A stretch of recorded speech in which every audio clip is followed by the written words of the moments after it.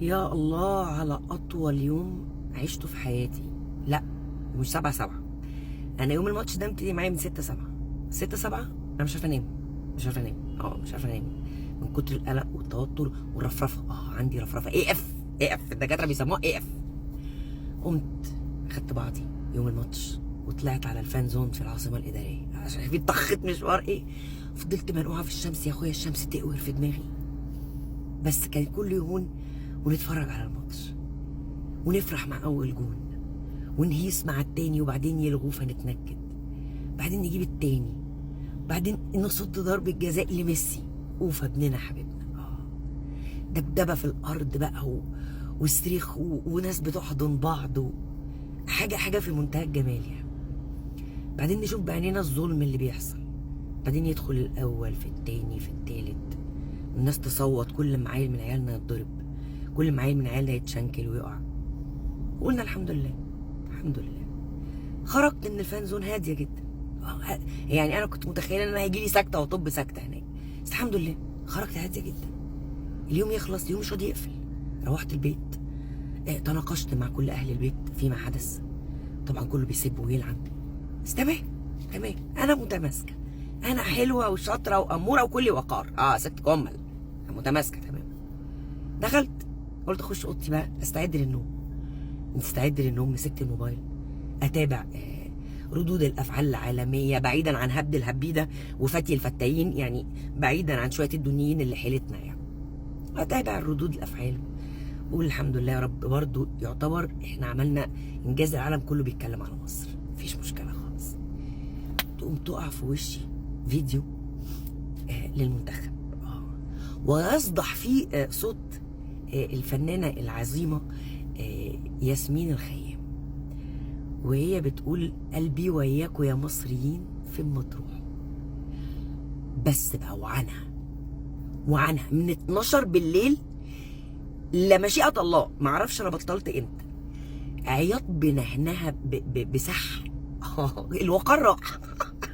استغفر الله العظيم يا رب. كل الوقار والتماسك راح. بصوا عينيا عامله ازاي يعني. قمت الصبح على ليلي كلبتي بتلحس الدموع من على وشي. والله العظيم نومة قهر يعني. سبحان من صحاني الصبح، يعني انا ما اعرفش انا كان المفروض اصحى الصبح ولا خلاص يجوا بقى يستلموا الجثمان ويبتدوا عمليه الغسل. صحيت ببص في المرايه، لقيت بقي وارم، وشي وارم، عينيا وارمه، الحمد لله فشوا دلوقتي. ولا اللي ضاربه حقنتين فيلر مفيش من ربع ساعه. والله العظيم صداع فالق دماغي نصين. الهي تتفلق دماغكم ان كان الحكم ولا بتوع الفيفا، كل الهي اللي فيها يبقى فيكم، الهي يسلط عليكم، الهي اشوف فيكم يوم كلكم مفضوحين فضيحه المطهر يوم طلوع على المعيش. اقسم بالله العظيم 3. الحمد لله. نفسي بس اليوم يخلص. بس شكرا منتخب مصر، شكرا لعيبه مصر الرجاله الابطال، شكرا للفريق الفني وعلى راسه الكابتن حسام حسن.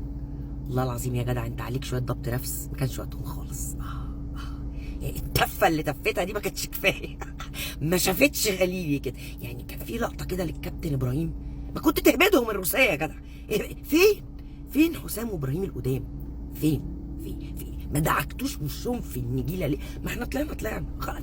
التعريضه حصلت وخلصنا خلاص، عرضوها علينا وخلصنا. جيب وشهم في الاسفلت بقى، دعك وشه. يلا الحمد لله. ما اظنش ان في سيناريو خروج مشرف زي اللي حصل ده. احنا العالم كله بيتكلم علينا، العالم كله بيتكلم علينا دلوقتي، فالحمد لله. والله يعين. الله يعين اللي دي حياتهم، اللي بيشجعوا الكوره بقى، يعني اللي بيشجعوا منتخبات بقى وبيقعدوا يتفرجوا على كوره طول. حبايبي دي عيشه تقصف العمر. انا الرفرفه ما خلصتش لحد دلوقتي، بفكر اروح اعمل رسم قلب. حبايبي دي عيشه تقصف العمر والله. انتوا ازاي عايشين كده؟ وعموما يعني من تجربتي امبارح في الفان زون هتتبسطوا، والله هتتبسطوا. هو مش وقت احكي لكم على التجربه دي دلوقتي، بس هتتبسطوا يعني. لو دي عيشتكم يا عيال ربنا يعينكم. الحمد لله يا رب، الحمد لله. بس اليوم يخلص بقى، يعني احنا محتاجين اليوم يخلص عشان انا صاحي بقالي كتير.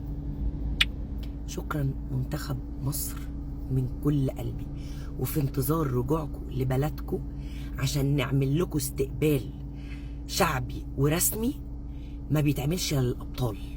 يا ابطال يا اللي شرفتونا ورفعتوا راسنا وعملتوا لنا انجاز تاريخي. شكرا ابطال مصر. شكرا لكل الشعب المصري اللي امبارح. شكرا. تحيا مصر، تحيا مصر، تحيا مصر.